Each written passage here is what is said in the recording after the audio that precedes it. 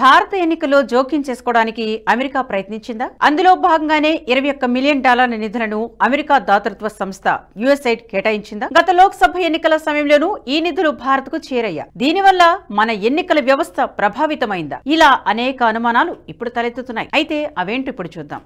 అయితే భారత్లో ఓటింగ్ను ప్రభావితం చేసేందుకు అమెరికా సర్కార్ 183 కోట్లు కేటాయించిన విషయం వెలుగు చూస్తుంది. బైడెన్ సర్కార్ హయాంలో కేటాయించిన ఈ నిధులను ప్రస్తుతం ట్రంప్ యంత్రాంగంలో కీలక పాత్ర పోషిస్తున్న ఎలాన్ మస్క్ నేతృత్వంలో డిపార్ట్మెంట్ ఆఫ్ గవర్నమెంట్ ఎఫిషియన్సీ తాజాగా నిలిపివేసింది. ఈ మేరకు భారత్ సహా వివిధ దేశాల్లో వివిధ కార్యక్రమాలకు కేటాయించిన నిధులను నిలిపివేసినట్లు డోజ్ సామాజిక మాధ్యమం ఎక్స్లో పోస్టు చేసింది.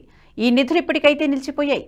కానీ బైడెన్ ప్రభుత్వం అధికారంలో ఉన్నప్పుడు మన దేశంలో ఎన్నికలను ప్రభావితం చేసేందుకు భారీగానే నిధులను సరఫరా చేసిందన్న దానికి ఆధారాలు స్పష్టంగా ఉన్నాయి. అందుకు యుఎస్ఐడ్ కీలక పాత్ర పోషించిందని అర్థమవుతుంది. నిజానికి యుఎస్ఐడ్ పేరిట అమెరికా చెయ్యని తప్పులంటూ లేదు. ఇది ప్రభుత్వ అనుబంధ సంస్థ. ప్రపంచ దేశాల్లో ఉండే స్వచ్ఛంద సంస్థలకు సేవ పేరిట నిధులను అందించడానికి ఈ సంస్థను ఏర్పాటు చేశారు. దీనికి అమెరికా ప్రభుత్వం నిధులను అందిస్తూ ఉంటుంది. ఈ నిధులను ప్రపంచ దేశాల్లో అవసరమైన చోట్ల అందించి వారి అభివృద్ధికి తోడ్పాటు పడుతుంది. అయితే ఈ సంస్థ పైకి సేవ చేస్తానని చెబుతూ రెజిమ్ చేంజ్లకు పాల్పడుతోంది. అమెరికాకు గిట్టని ప్రభుత్వాలకు వ్యతిరేకంగా నిధులు అందించే సంస్థగా మారిపోయింది. డెమోక్రాట్లు జార్జ్ సోరెస్ కు చెందిన ఓపెన్ సొసైటీ ఫౌండేషన్ తో పాటు డీప్ స్టేట్ కు కావలసిన నిధులను ప్రభుత్వం నుంచి అందించేవారు. దీనికి యుఎస్ఐడ్ ను ఉపయోగించుకునేది. అమెరికన్లు కట్టిన పనులను ఇతర దేశాలకు మళ్లించేది. అమెరికా నిధులతో ఈ రిజిమ్ చేంజ్ ఎలా జరుగుతుందనడానికి బంగ్లాదేశ్ ఉదాహరణ. బంగ్లాదేశ్ లో ఆగస్టు సంక్షోభం వెనుక డీప్ స్టేట్ కీలకంగా పనిచేస్తుందని, ఈ డీప్ స్టేట్ శక్తులకు యుఎస్ఐడ్ నుంచే నిధులు వెళ్లినట్లు మీడియాలో కూడా అనేక కథనాలు వెలువడ్డాయి. 1971 బంగ్లాదేశ్ యుద్ధంలో పాల్గొన్న మాజీ సైనికుల కుటుంబాలకు ప్రభుత్వ ఉద్యోగాల్లో 30% రిజర్వేషన్లు కల్పించడాన్ని నిరసిస్తూ 2024 జులైలో సాగిన విద్యార్థి ఉద్యమం తీవ్ర రూపం దాల్చింది. ఈ ఆందోళనలు తీవ్ర రూపం దాల్చడంతో ఆ దేశ ప్రధాని షేక్ హసీనా పారిపోయి వచ్చి భారత్లో తలదాచుకుంటున్నారు. ప్రస్తుతం యూనస్ నేతృత్వంలోని తాత్కాలిక ప్రభుత్వం మైనార్టీ హిందువుల రక్షణలో పూర్తిగా విఫలమైంది. రాడికల్ ఇస్లామిక్ మూకల దాడుల్లో వేల సంఖ్యలో హిందువులు ప్రాణాలు కోల్పోయారు. ఇప్పటికీ అక్కడ హిందువులు బిక్కుబిక్కుమంటూ కాలం వెళ్లదీస్తున్నారు. దీనంతటికీ కారణం యూనస్ అనే పప్పెట్ ద్వారా యుఎస్ఐడ్ నిధులతో అమెరికా డీప్ స్టేట్ ఆడిన నాటకం. బంగ్లాదేశ్ తరహాలోని భారత్లోని ఎన్నికలను ప్రభావితం చేసి తద్వారా ఇక్కడ ప్రజాస్వామ్యాన్ని ప్రభావితం చేయాలని డీప్ స్టేట్ భావించింది. అందులో భాగంగా మన దేశంలోని మీడియాకు, జర్నలిస్టులకు భారీగా నిధులు చేసినట్లు తేలింది. మరీ ముఖ్యంగా న్యూస్ మ్యానిపులేషన్ కు పాల్పడినట్లు తేలింది. ఇంటర్న్యూస్ అనే ఒక సంస్థ యుఎస్ఐడ్ నుంచి 4100 కోట్లకు పైగా లబ్ధి పొందినట్లు వికీలీక్స్ వెల్లడించింది. ఇంటర్న్యూస్ సోదర సంస్థ అయిన ఫ్యాక్ట్సేల డేటా లీడ్స్ తో కలిసి భారత్ లో 75,000 మంది జర్నలిస్టులకు శిక్షణ ఇప్పించాయి. దేశంలోని దాదాపు ప్రతి మీడియా సంస్థలో, ముఖ్యంగా లెఫ్ట్ లీనింగ్ న్యూస్ నెట్వర్క్స్ లో డేటా లీడ్స్ జర్నలిస్టులు ఉన్నారు. ఇంటర్న్యూస్ సంస్థకు చెందిన స్పాన్సర్ల జాబితాను చూస్తే డేటా లీడ్స్ ఫ్యాక్ట్సేల చేసిన పని బయటపడుతుంది. ఫ్యాక్ట్సేల వెబ్సైట్ ప్రకారం ఇప్పటి వరకు 2500 వర్క్ షాపులను నిర్వహించారు. వీటిలో 75,000 మంది మీడియా సిబ్బందికి శిక్షణ అందించారు. ఫ్యాక్ట్సేల వద్ద 18 భాషల్లో శిక్షణ ఇవ్వగల 253 మంది శిక్షకులు ఉన్నారు. వారి పరిధి 500 నగరాల్లో 400 కాలేజీలు, యూనివర్సిటీల వరకు విస్తరించింది. ఇక్కడ శిక్షణ పొందిన వారు వివిధ సంస్థల్లో సులభంగా చేరిపోతున్నారు. వివిధ దేశాల్లో దేశ వ్యతిరేక వార్తలను సృష్టించి అక్కడి ప్రభుత్వాలను అస్థిరపరచడమే ఇంటర్న్యూస్ ప్రధాన లక్ష్యం. ఇందుకోసం ఆయా దేశాలని స్వతంత్ర మీడియాను ప్రోత్సహిస్తూ ఉంటుంది. యుఎస్ఐడి ద్వారా కోట్లాది రూపాయల లబ్ధి పొందుతున్న ఇంటర్న్యూస్ సంస్థ ప్రశాంత్ భూషణ్ కు చెందిన Sambhaavna Institute of Public Policy and Politics కు నిధులు అందిస్తున్నట్లు పలు ఆధారాలు ఉన్నాయి. ప్రశాంత్ భూషణ్ కు చెందిన సంభావన సంస్థ దేశంలోని లెఫ్ట్ మీడియాకు యాంటీ నేషనల్ నెరేటివ్స్ ను సెట్ చేస్తూ ఉంటుంది. అంతేకాదు పలు వర్క్ షాపులు నిర్వహిస్తూ ఇంటర్న్యూస్ సంస్థకు అండదండలు అందిస్తూ ఉంటుంది. యుఎస్ఐడి నుంచి ఇంటర్న్యూస్ పొందిన నిధుల గురించి చూస్తే వికీలీక్స్ అందించిన సమాచారం ప్రకారం యుఎస్ఐడ్ నుంచి ఇంటర్న్యూస్ కు సుమారు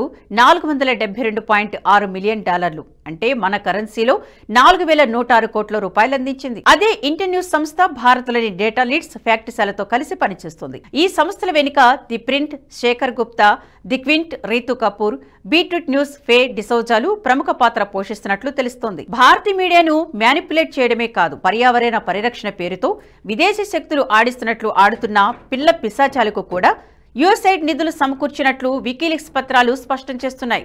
యుఎస్ఐడ్ 2022లో నిర్వహించిన the international anti corruption conference లో దిశ రవి వంటి భారత వ్యతిరేక శక్తులకు పెద్దపీట వేసింది. పైకి పర్యావరణ పరిరక్షణ ఉద్యమకారిణిగా కనిపించే దిశ రవి 2021లో వెలుగు చూసిన యాంటీ నేషనల్ టూల్ కిట్ లో అడ్డంగా దొరికిపోయింది. ఢిల్లీలో జరిగిన రైతు ఉద్యమానికి ఆజ్యం పోసేలా విదేశీ శక్తులు ఓ టూల్ కిట్ ను తయారు చేశాయి. అయితే పర్యావరణ ఉద్యమకారిణిగా చెప్పుకునే గ్రేటా థన్బర్గ్ ఆ టూల్ కిట్ ను సోషల్ మీడియాలో పోస్ట్ చేసింది. ఆ టూల్ కిట్ లో దిశ రవి పేరు కూడా ఉండడం, ఢిల్లీ పోలీసులు ఆమెను అరెస్టు చేయడం అప్పట్లో సంచలనం సృష్టించింది. ఇంకా ఐఏసీసీ జాబితాలో ఓపెన్ గవర్నమెంట్ పార్ట్నర్షిప్ కు అంబాసిడర్ సంజయ్ ప్రధాన్ కూడా ఉన్నారు. భారత వ్యతిరేక ప్రచారాన్ని వ్యాప్తి చేసే వీడెం ఇన్స్టిట్యూట్ కు ఓపీజీ నిధులు సమకూరుస్తూ ఉంటుంది. అమెరికా హెడ్ క్వార్టర్ గా పనిచేస్తున్న ఈక్వాలిటీ ల్యాబ్ ఇతర అమెరికన్ సంస్థలతో కలిసి గతంలో పలు సర్వేలు చేపట్టింది. వాటిలో ఒకటి caste in the United states, A survey of caste among south Asian Americans.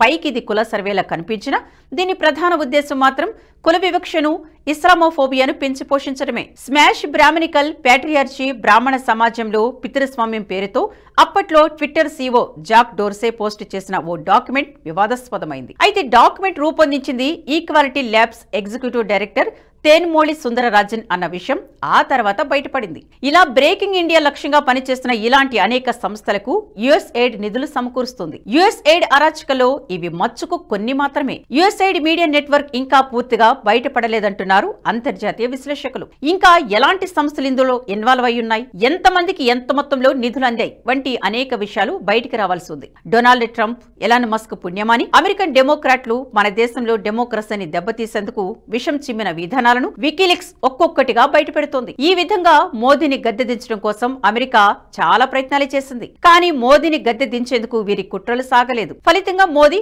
మరోసారి విజయం సాధించారు. ఎన్డీఏ కూటమికి సంపూర్ణ మెజార్టీని కట్టబెట్టారు. ఆ తర్వాత జరిగిన 3 రాష్ట్రాల ఎన్నికల్లోనూ బీజేపీకి భారీ విజయాలను కట్టబెట్టారు. దీంతో డీప్ స్టేట్ వేసిన పాచిక పారలేదు.